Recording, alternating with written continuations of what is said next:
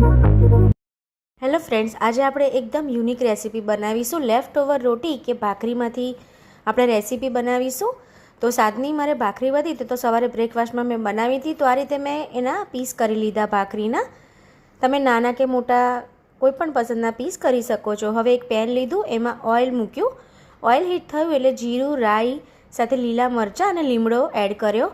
તો આ left over recipe મારા ચેનલ પર બધી બહુ જ અલગ અલગ છે, તો તમે એ પણ જોઈ શકો છો. નૂડલ્સ પણ મેં બનાવેલી છે, તો તમારી ચેનલમાં જઈ મારી જોઈ શકો છો. હવે મેં ખાટી છાશ લીધી છે, તો આમાં ખાટી છાશ જ સારી લાગે અને થોડું પાણી એડ કરી દઈશું.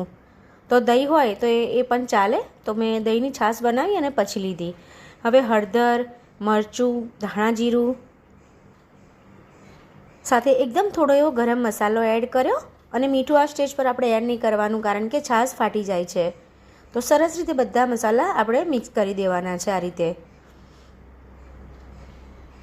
મિક્સ થયા પછી થોડું પાણી ઉકળે, જે છાશવાળું છે, એના પછી આપણે ભાખરી એડ કરીશું. આ રીતે તો ભાખરી રોટી તમારી સાથે કશું પણ વધ્યું હોય તો તમે આ રીતે બનાવી શકો છો. બહુ જ ફાઇન. અને સાંજે કોઈ હલકું ફૂલકું ખાવાનું મન થયું હોય, ભાખરી રોટી વધી હોય, તો તમે આ રીતે રેસીપી બનાવી શકો છો.